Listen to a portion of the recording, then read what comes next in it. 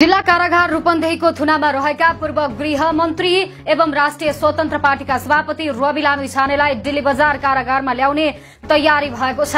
उनी आफैले काठमाडौँ आउने इच्छा व्यक्त गरेपछि उनलाई काठमाडौँको दिल्ली बजार कारागारमा ल्याउन लागिएको हो। लामिछानेको मुद्दा किनारा लाग्न लामो समय लाग्ने भएका कारण पनि उनलाई काठमाडौँ आउने चाहना राखेको बुझिएको छ र त्यसका लागि कारागार प्रशासनले प्रक्रिया समेत अगाडि बढाइसकेको छ।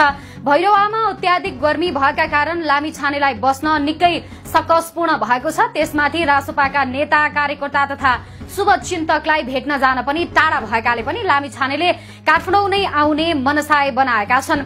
भिआईपी कैदीहरू सबै दिल्ली बजार कारागारमा नै बस्ने गरेका थुप्रै दृष्टान्त छन्। त्यसैले पनि लामिछानेले सहजताका लागि काठमाडौँ आउने चाहना व्यक्त गरेका हुन्। आफूलाई पाए पर्ने स्थानहरूमा सरुवा माग्न पाउने अधिकार जुनसुकै कैदी बन्दीलाई हुने भएकाले पनि लामिछानेले आफ्नो अधिकार प्रयोग गरेका हुन्। यद्यपि सुरक्षा चुनौती लगायतका विभिन्न कुराहरूलाई ध्यान दिने हो भने पनि कारागार प्रशासनले त्यही अनुसारको निर्णय गर्न पाउने अधिकार पनि हुन्छ र त्यही अनुसार नै लामिछानेलाई काठमाडौँको दिल्ली बजार कारागारमा ल्याउने तयारी सुरु भइसकेको बुझिएको छ र गृह मन्त्रालयका एक अधिकारीका अनुसार अदालतले समेत उनको सरुवाका लागि इच्छा देखाएर सहजीकरण गरिदिन भनेको थियो र सरकारकै आँखामा बिजाएका लामिछानेको मुद्दा यसै पनि 1.5 वर्ष अगाडि टुङ्गिने छाँटकाँटमा भने छैन।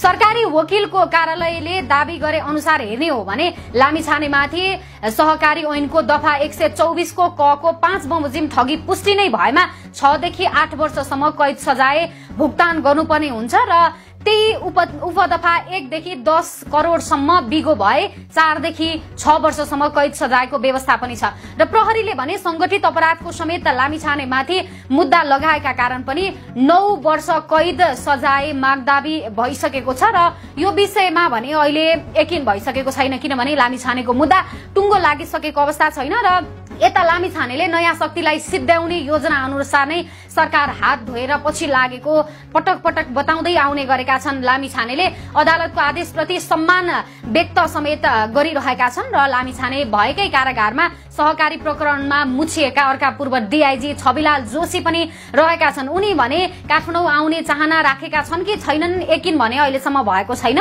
र उनको विषयमा भने प्रशासनले केही बताउन चाहेको अवस्था पनि छैन।